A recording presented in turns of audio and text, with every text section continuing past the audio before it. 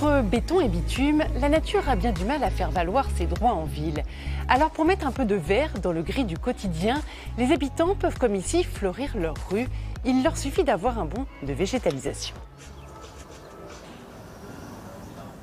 Et c'est au cerf municipal que Gabriel, un habitant montpelliérain, a rendez-vous pour récupérer sa plante et les conseils du jardinier.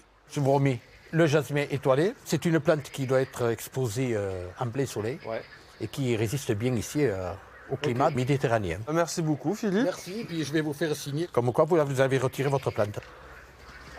Bonjour Gabriel. Bonjour. Alors aujourd'hui, c'est l'heure du choix. Oui, ça y est, j'ai pris un jasmin étoilé. Je suis inscrit sur le site de la ville de Montpellier. J'avais le choix entre une quinzaine d'essences. Je suis venu le chercher. La première, j'ai eu le droit à un premier bon de végétalisation l'année dernière. Ça, c'est mon deuxième bon de végétalisation. Et après, on va la planter ensemble et fleurir le quartier. C'est dans le quartier populaire de Figuerolles que cette plante va élire domicile. La mairie a étudié la faisabilité du projet. Elle a ensuite percé le goudron pour retrouver la terre et accueillir ce jasmin. Gabriel, oui. Qu'est-ce qui vous a motivé à planter dans ce quartier ? Alors déjà, c'est le quartier de mon enfance, donc c'était important pour moi. Deuxièmement, c'est parce qu'il n'y a pas de végétaux sur le faubourg Figuerolles. Il y a quelques plantations, il y a un arbre. Donc c'est un peu minéral. Là on le voit là, avec ce soleil, ça casse les yeux. Et puis pour protéger la façade aussi. Et puis c'est des plantes qui vont appartenir à tout le monde. Mais pas question de faire n'importe quoi. La ville impose une condition, les plantes doivent pousser sans pesticides. Vous allez lui donner un petit nom ? Oui, elle va s'appeler Mai, parce qu'on est au mois de mai. La première, elle s'appelait Michel. Mais hormis pour la blague, ça permet aux gens de s'approprier en fait la plante et elle est moins dégradée. Et notamment quand on entend les enfants qui disent « Ah, on a arrosé Michel », bon c'est cool, ça fait plaisir. Et on le met sur le groupe Facebook en fait de Figuerolles et c'est parti quoi. Après les gens s'en occupent.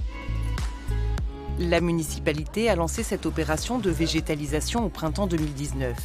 Depuis, près de 1700 projets ont été validés par la mairie. Dans l'Écusson, le mouvement vert a commencé rerouché grâce à 3 commerçants. Bonjour Mireille. Bonjour. Au début, il y avait quelques réticences. Certains voisins n'avaient pas envie d'avoir, je pose ma bouteille, pardon, n'avaient pas envie d'avoir des plantes parce qu'ils trouvaient que c'était des nids à pipi de chien, des nids à insectes, d'avoir des moustiques l'été, d'avoir des pucerons, etc. Et puis quand ça a commencé à fleurir, certains voisins, notamment il y en avait un, c'était drôle, qui prenait tous les jours une photo de fleurs qu'il envoyait à sa femme. Et je lui disais, mais ce qui serait bien, c'est peut-être que tu en mettes chez toi aussi, quoi. Et au début, il ne voulait pas. Et puis petit à petit, il y a eu une deuxième vague. Et, ah, mais moi, je peux en avoir. Ah, bah oui.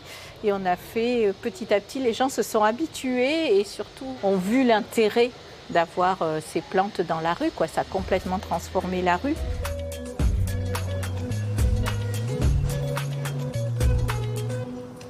Vous êtes adjoint au maire, délégué à la nature en ville. Alors mettre des fleurs dans les rues, ça égaye bien sûr, mais est-ce que ça apporte plus que ça ?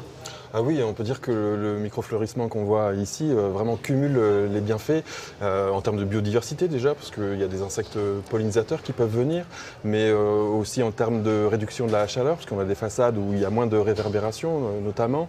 En termes de santé aussi, on s'aperçoit en fait que les habitants vivent mieux dans les zones végétalisées. Et puis il y a ce côté aussi échange, partage, les personnes se retrouvent plus dans la rue et ça crée vraiment un meilleur vivre ensemble. Les habitants peuvent demander des plantes 2 fois par an, au printemps et à l'automne, avec pour objectif que le pouvoir des fleurs conquiert beaucoup de quartiers. Est-ce que vous proposez seulement du microfleurissement aux habitants ? Alors non, dans ce qu'on appelle le bon de végétalisation, il y a plusieurs choses. Donc il y a le microfleurissement, mais il y a aussi les bacs végétalisés qu'on met en fait dans les zones où on ne peut pas créer de trous au bord des façades parce qu'il y a des problèmes de réseau. On a aussi les arbres fruitiers, ça c'est une nouveauté qu'on donne aux habitants donc dans leur jardin ou dans leur copropriété. Et on a aussi la végétalisation des pieds d'arbres. Donc ça fait tout un panel en fait de végétalisation participative de la ville.